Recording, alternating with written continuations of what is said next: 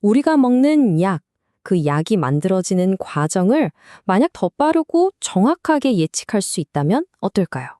오늘은 바로 그 이야기, 세포 배양 단계에서부터 최종 품질을 제어하는 혁신적인 전략, 아이도이의 비밀을 한번 파헤쳐보겠습니다.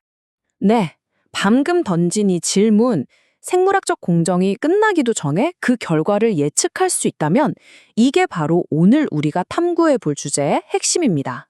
자, 그럼 먼저 대체 왜 기존의 생물 공정 개발이 그렇게 어렵다고들 하는지 그 얘기부터 시작해 볼게요.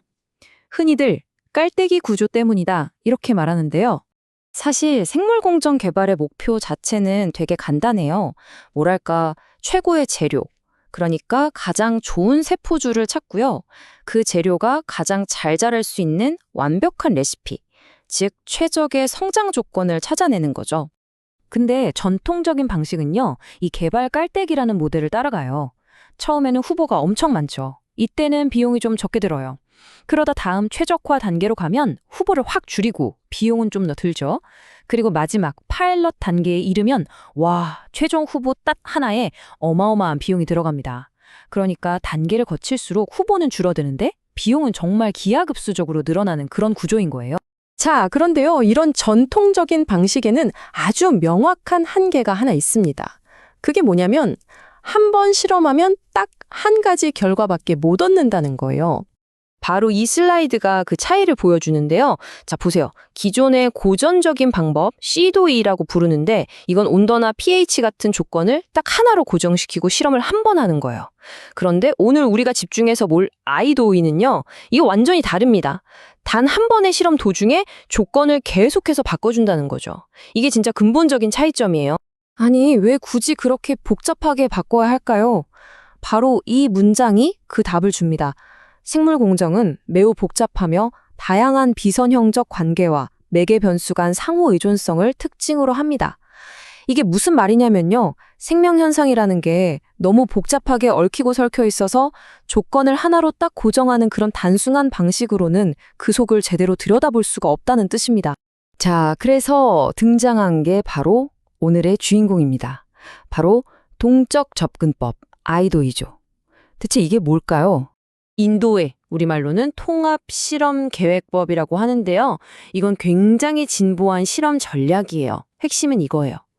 단 한 번의 생물 공정을 실행하는 중에 그러니까 배양이 진행되는 그 안에서 온도나 산소 농도 같은 변수들을 의도적으로 여러 번 바꿔주는 겁니다. 공정이 끝난 다음에 또 하는 게 아니라 공정 안에서 변화를 주는 거죠. 이 그래프가 바로 아이도이가 실제로 어떻게 돌아가는지를 보여주는 아주 좋은 예시입니다. 자, 여기 C 그래프의 포도당 농도를 한번 보세요. 선이 막 들쭉날쭉하죠? 이게 바로 14일간의 배양 과정에서 산소나 온도 같은 조건들을 일부러 계속 바꿔줬다는 뜻이에요. 이렇게 하니까 비교도 안 될 만큼 훨씬 더 풍부한 데이터를 얻을 수 있게 된 겁니다.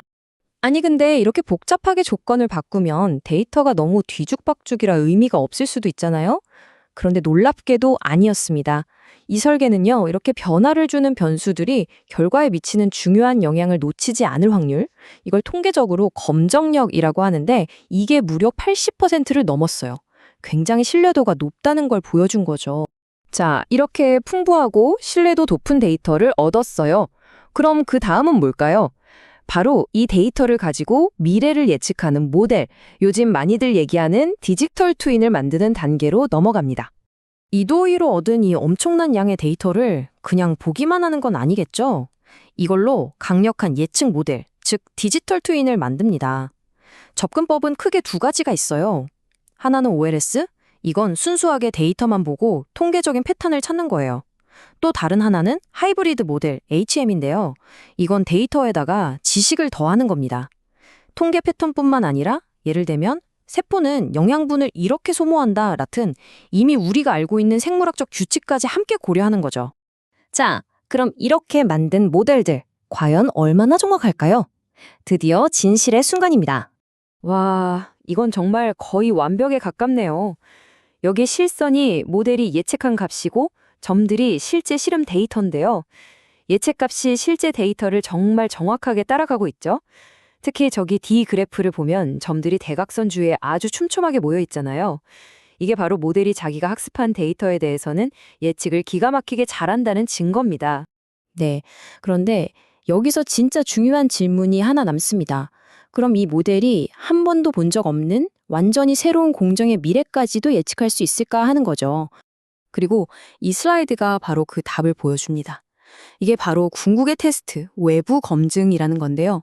모델이 전혀 본 적 없는 새로운 데이터를 가지고 예측을 시켜봤어요. 그랬더니 오른쪽 패널을 보시면 정확도가 조금 떨어지는 게 보이죠?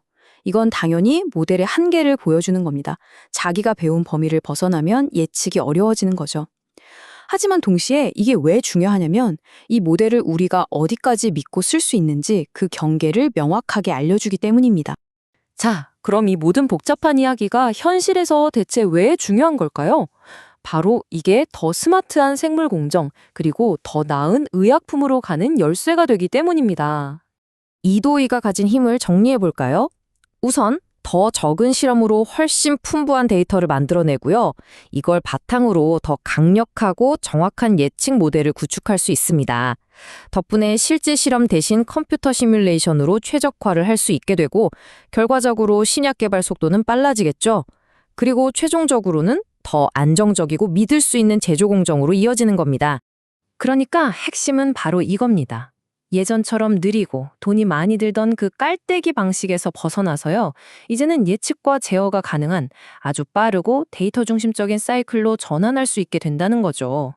자, 이렇게 생물 공정의 예측을 마스터하게 되면 과연 우리는 앞으로 또 어떤 복잡한 생명 시스템을 이해하고 심지어는 제어할 수 있게 될까요? 이 질문을 남기면서 오늘 이야기 마치겠습니다.